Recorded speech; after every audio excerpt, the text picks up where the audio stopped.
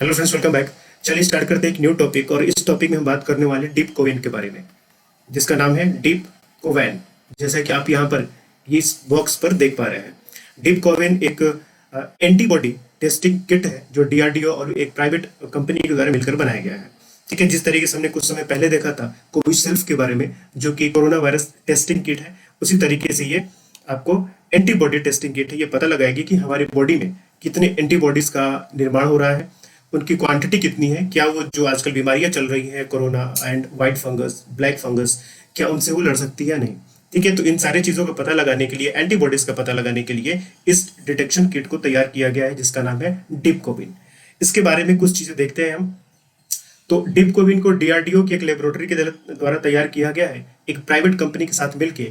ये क्या करेगा कि सार्स कोव 2 यानी कि कोरोना वायरस को स्पॉट करने के लिए एंटीबॉडी डिटेक्शन का ये काम करेगा, जिसकी सेंसिटिविटी 97% होगी, और स्पेसिफिसिटी की बात करें तो ये 99% तक होगी। यानी कि कहने का मतलब ये काफी एक्यूरेट आपको रिजल्ट दे सकता है। तो इंडिजिनसली डेवलप है, ये हमारे इंडियन साइंटिस्ट के द्वारा डेवलप किया गया है, जिसका नाम है डीप कोविन। इसको फिलहाल आपको अप्रैल 2021 में ही आईसीएमआर से मंजूरी मिली है, अप्रूवल मिली है कि इस एंटीबॉडी डिटेक्शन किट का यूज किया जा सकता है। ठीक है, इसके अलावा एक और यहाँ पर रेगुलेटरी बॉडी मिलेगी, जिसके रेगुलेशन की आवश्यकता होती है, जिसके परमिशन की आवश्यकता होती है, जिसका नाम है drugs controller general of India, जो कि central drugs standard control organisation health ministry के अंडर में काम करता है। तो इसकी भी परमिशन अभी मिल गई है। तो आईसीएमआर और यहाँ पर डीसीजीआई, इन दोनों का परमिशन अभी मिल गया है डीआरडीओ को इसका यूज करने के लिए। साथ में हम इसकी बात कर रहे थे कि डीआरडीओ की एक लैब है जिसका नाम है defence institute of physiology and allied sciences, और उस प्राइवेट कंपनी का नाम है वैनगार्ड डायग्नोस्टिक्स प्राइवेट लिमिटेड। तो इन दोनों ने मिलकर बनाया है इस डीप कोविन को। ठीक है, इसमें हम ये बात करते हैं कि किस तरीके के एंटीबॉडीज जो होता है उनको डिटेक्ट करने की बात करता है।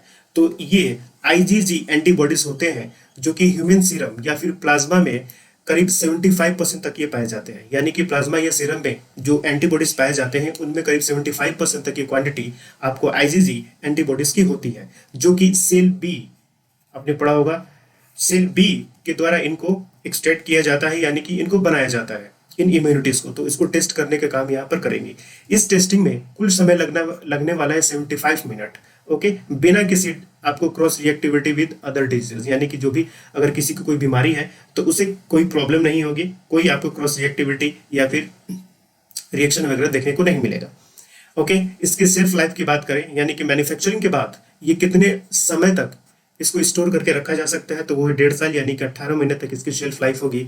और अभी ये मार्केट में अवेलेबल नहीं है, जैसा बताया जा रहा है डीआरडीओ के द्वारा कि कंपनी का कहना है कि जून के फर्स्ट वीक में ये मार्केट में अवेलेबल होगी, जिसका प्राइस क्या होगा, 75 होगा, अबाउट अ टेस्ट। ठीक है, प्राइस 75 होगा। वहीं हमने कोविशील्ड के बारे में पढ़ा था, जिसका प्राइस कितना होगा, 250 रुपीज होगा।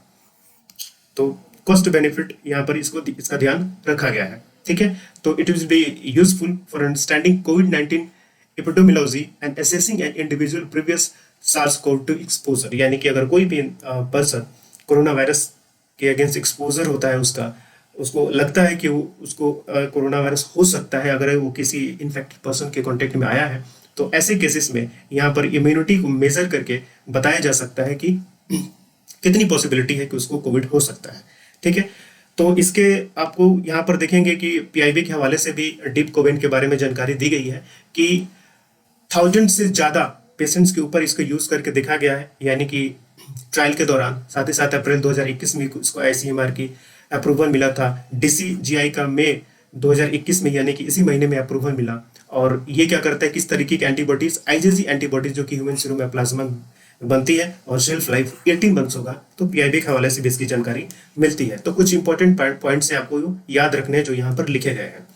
ठीक है, खास करके किस तरीके के एंटीबॉडीज को डिटेक्ट करता है, ये आपके लिए काफी इंपॉर्टेंट हो जाता है। और आईजीजी एंटीबॉडीज क्या होती है, जैसा मैंने बताया कि ये सीरम या प्लाज्मा में करीब 75% तक होती है, जिसे सेल बी के द्वारा बनाया जाता है। ठीक है, तो ये चीजें आपको याद रखनी है।